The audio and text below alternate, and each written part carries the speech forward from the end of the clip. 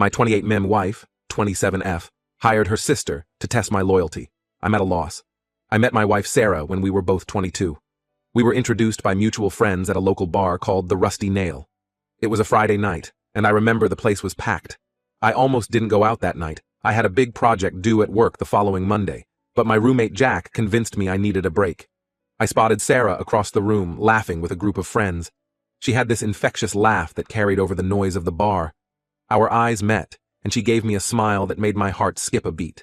I gathered up the courage to walk over and introduce myself. We hit it off immediately, bonding over our shared love of indie music and horror movies. Sarah told me about her job as a junior graphic designer at a local advertising firm. I shared stories about my work in software development. We talked for hours, barely noticing as the bar emptied around us. Our relationship progressed quickly after that night. Within 6 months, we were living together in a small apartment downtown. It was a third-floor walk-up with creaky floors and a temperamental radiator, but it was ours. Those early days were filled with late-night conversations, impromptu dance parties in our living room, and weekend road trips to nearby cities.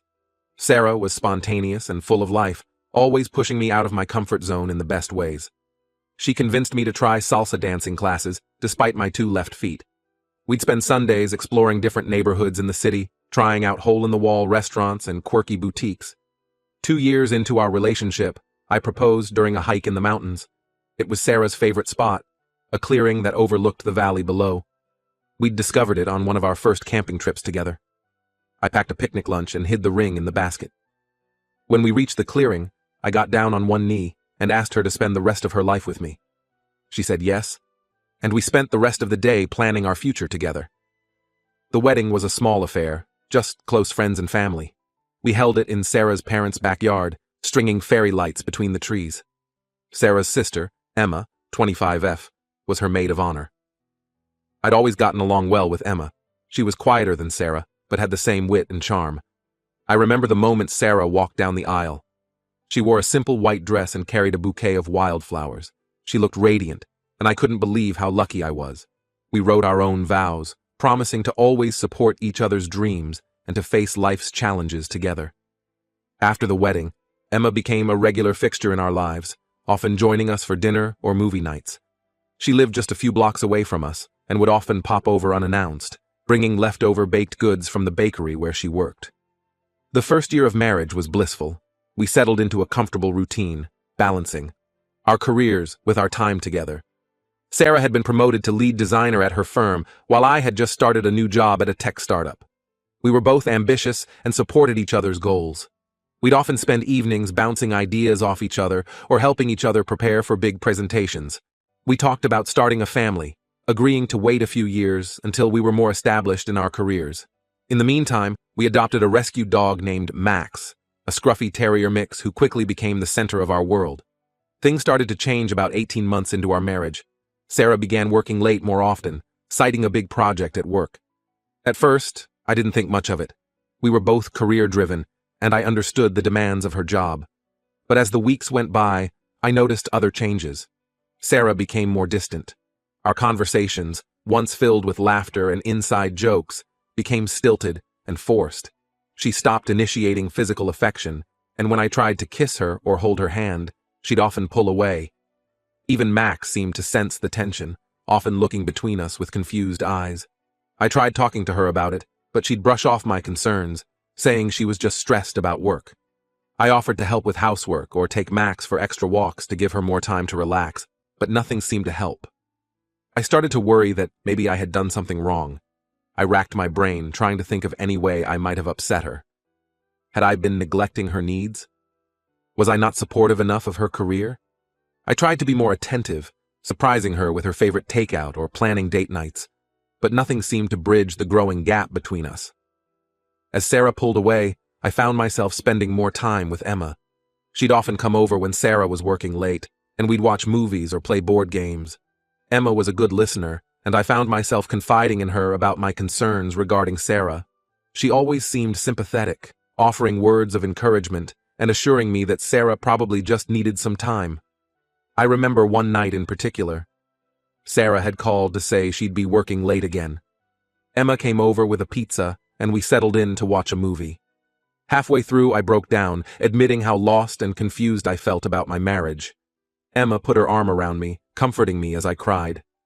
Looking back, I wonder if this was part of their plan all along. Last week, everything came to a head.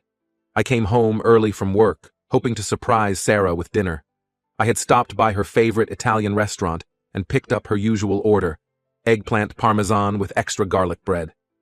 When I walked in, I found her and Emma in deep conversation on the couch. They didn't notice me at first, and I overheard Emma say, "You need to tell him, Sarah. This has gone on long enough." When they saw me, Sarah burst into tears. Emma quickly excused herself, leaving us alone. Sarah then confessed everything. For the past 3 months, she had been paying Emma to flirt with me and test my loyalty.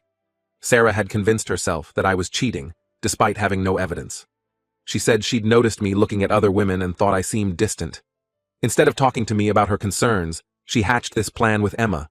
Emma had been instructed to text me flirtatious messages, invite me out for drinks, and even accidentally send revealing photos. Sarah had hoped to catch me in the act of betraying her, but Emma had been reporting back that I never reciprocated her advances and always steered conversations back to Sarah. I was stunned. I couldn't believe that my wife, the person I trusted most in the world, had set up such an elaborate scheme to test me. And I was hurt that Emma, who I considered a friend, had gone along with it. All those movie nights, all those conversations where I'd opened up about my marriage, had they all been part of this twisted plan? Sarah begged for forgiveness, saying she realized now how wrong she had been. She promised to work on her trust issues and make things right. But I don't know if I can move past this betrayal. I've been staying at Jack's place for the past few days, trying to clear my head. Sarah keeps calling and texting, pleading for another chance. She's left tearful voicemails, sent long emails explaining herself, even showed up at my office with flowers. Emma reached out too, apologizing for her role in the deception. She claims she only went along with it to keep an eye on the situation and try to talk Sarah out of it. I'm at a loss. I love Sarah, but I don't know if I can trust her again.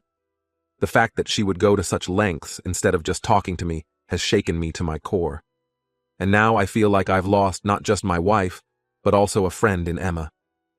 Every time I close my eyes, I see Sarah and Emma on that couch, plotting behind my back.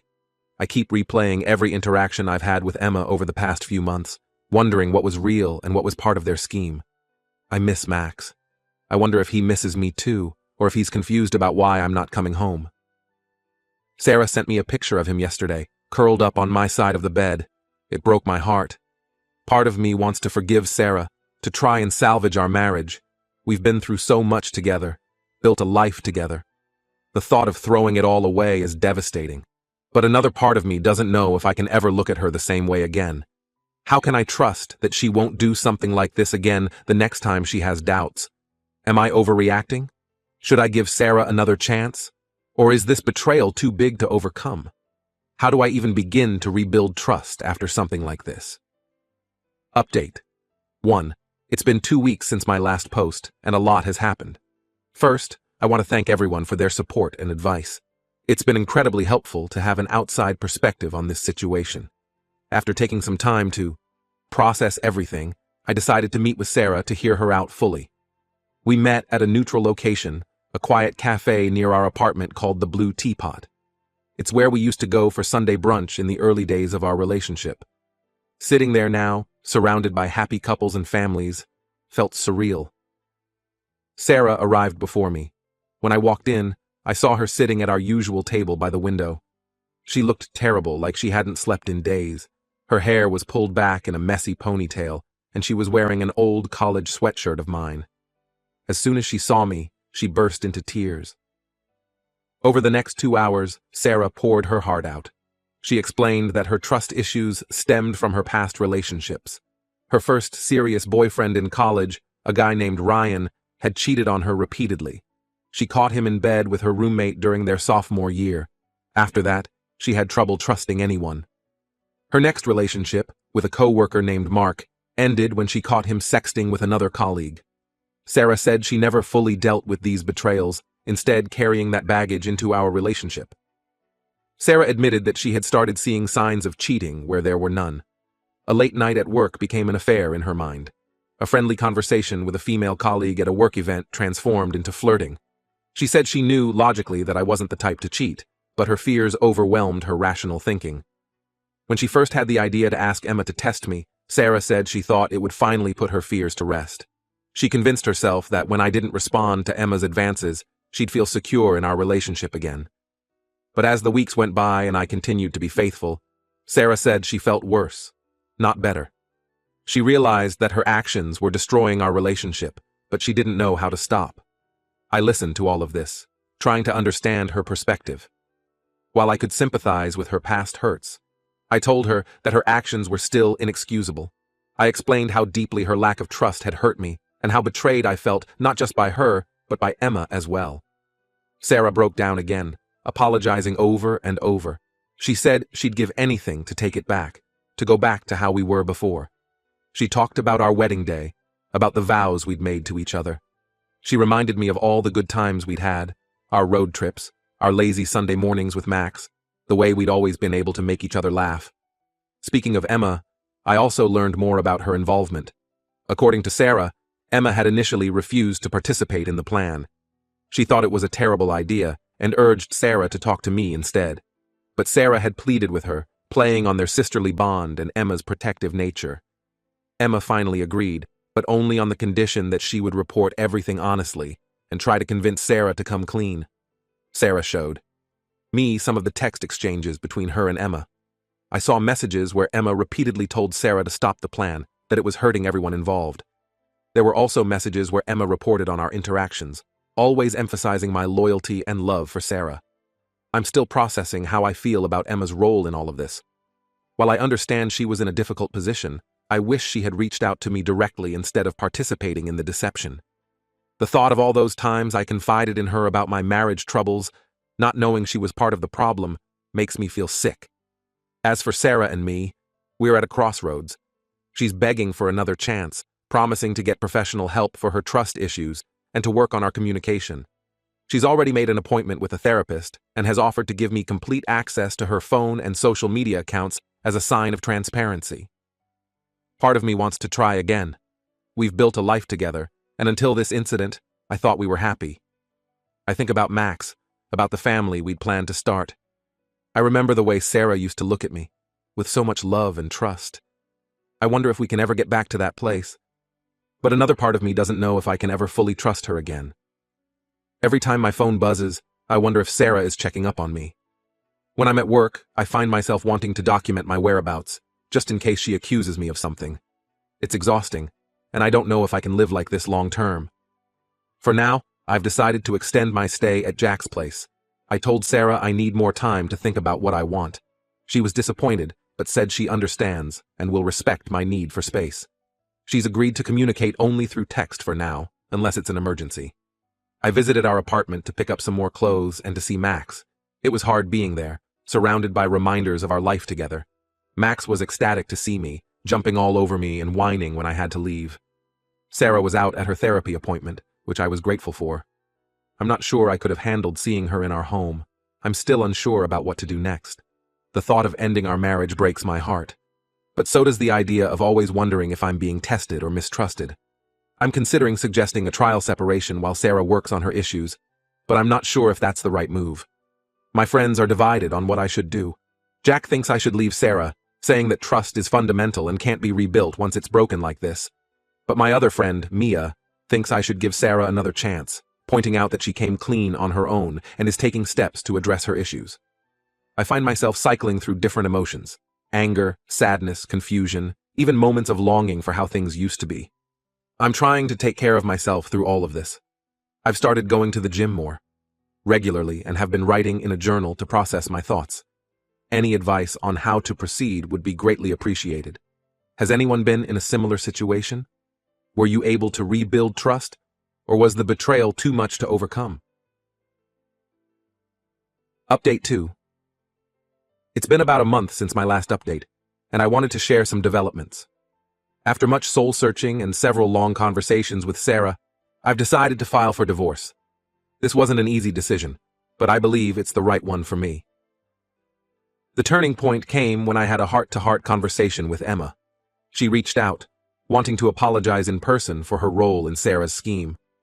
We met at a local park where Sarah and I used to walk Max. It felt strange being there without him. Emma looked nervous as she approached. She started by apologizing profusely, saying she never meant to hurt me. Then she shared some information that solidified my decision to end my marriage. According to Emma, this wasn't the first time Sarah had asked her to test me. Apparently, about 6 months into our marriage, Sarah had convinced herself that I was flirting with a new coworker named Jess. She had asked Emma to befriend this woman and try to get information about our relationship. Emma had refused outright that time, thinking it was just a moment of insecurity that would pass. Emma also revealed that Sarah had installed a tracking app on my phone without my knowledge. She had used this to monitor my whereabouts for months, often texting Emma to check up on me if I deviated from my usual routines. Emma showed me some of these text exchanges, and it made my skin crawl to see how closely Sarah had been monitoring me.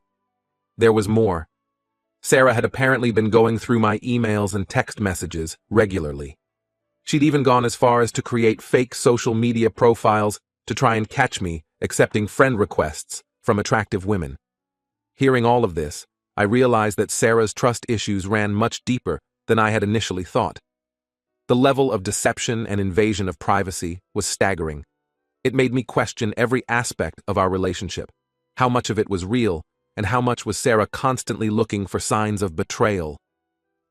I confronted Sarah with this new information. At first, she tried to deny it, but when I pressed her, she broke down and admitted everything. She begged me not to leave her, promising again to get help and change. She talked about how much progress she'd made in therapy, how she was learning to manage her anxiety and trust issues. But I realized that I couldn't stay in this relationship. The trust between us was completely shattered, and I didn't think I had it in me to try to rebuild it. The constant suspicion and testing had taken a toll on my mental health, and I knew I needed to prioritize my own well-being.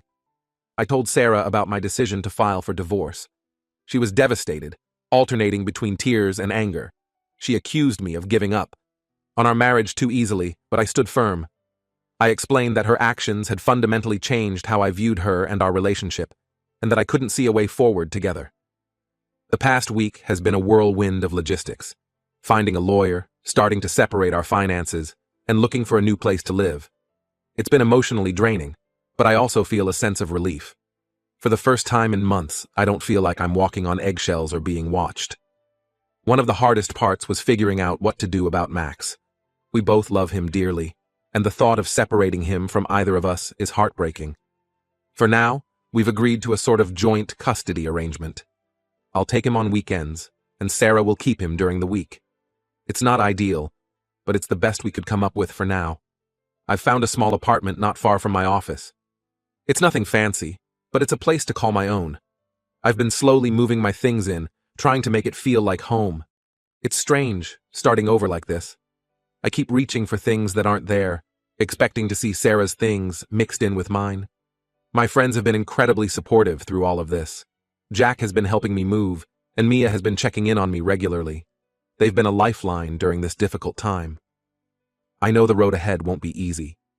Ending a marriage is never simple, and there's a part of me that still loves Sarah, but I'm trying to focus on the future and on rebuilding my life. I've started seeing a therapist of my own to work through everything that's happened. As for Emma, our relationship is complicated. While I appreciate her finally coming clean, I'm still hurt by her initial participation in Sarah's scheme. We've agreed to keep our distance for now, which I think is best for everyone involved. It's sad to think about losing her friendship, but I don't see how we can move past this. I'm not sure what the future holds, but I'm cautiously optimistic. Thank you all again for your support throughout this difficult time. Update 3. It's been 3 months since I filed for divorce, and I wanted to give a final update on the situation. The divorce process is moving forward. Sarah initially contested it, but after a few meetings with our lawyers, she agreed to an uncontested divorce. We're currently working out the details of asset division and hope to have everything finalized in the next few months. Living apart from Sarah has given me a lot of clarity. I've realized how much energy I was spending trying to prove my loyalty and how that was affecting my mental health. Since moving out, I've felt a weight lift off my shoulders. I'm sleeping better, I'm more focused at work, and I've started reconnecting with friends I had unintentionally neglected. My new apartment is starting to feel like home. I've hung up some artwork, bought a few plants, which I'm trying not to kill, and even started cooking for myself more often. It's not always easy, but there's a sense of freedom in creating my own space. The arrangement with Max has been working out okay.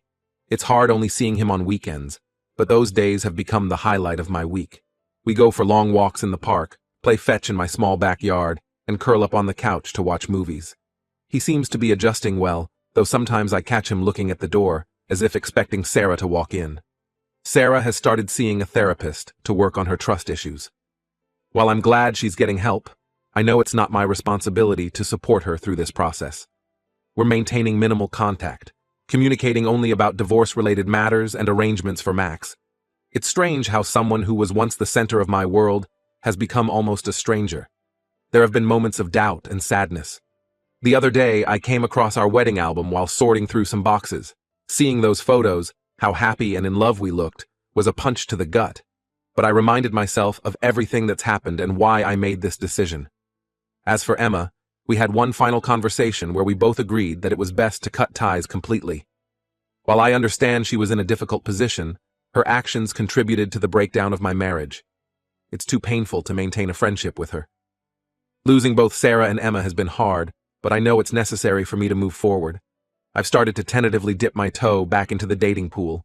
Nothing serious yet, but it's been nice to meet new people and remember that there's life after divorce. I'm being upfront about my recent experiences, which has led to some interesting conversations about trust and communication in relationships. Work has been a welcome distraction through all of this. I've thrown myself into a new project, which has been challenging but rewarding. My boss has been understanding about the occasional need to take time off for lawyer meetings or therapy appointments. Looking back, I can see red flags that I missed or chose to ignore in my relationship with Sarah. It's been a hard lesson, but I'm grateful for what I've learned about myself and what I need in a partner. I know now that trust and open communication are non-negotiable for me. There are still tough days. Holidays and anniversaries are particularly difficult. But overall, I feel like I'm moving in the right direction. I'm learning to enjoy my own company, to build a life that's entirely my own. To those who suggested I was overreacting or that I should have tried harder to save my marriage, I appreciate your perspective, but I stand by my decision. Trust is fundamental in a relationship, and Sarah's actions went far beyond a momentary lapse in judgment. Thank you all for your support throughout this journey. Your advice and encouragement have been invaluable. While this isn't the outcome I ever imagined for my marriage, I'm hopeful about what the future holds.